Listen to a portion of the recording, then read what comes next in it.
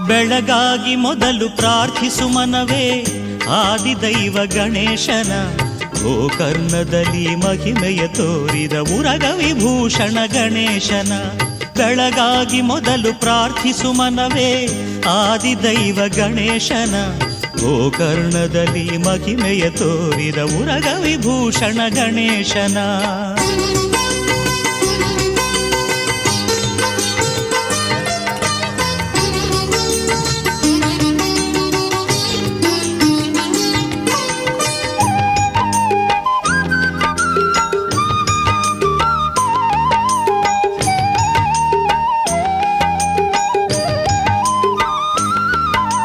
ಆತ್ಮಲಿಂಗವ ಶಿವನಿಂದ ಪಡೆದು ಬರುತ್ತಿರೆ ಲಂಕೇಶ ರಾವಣನು.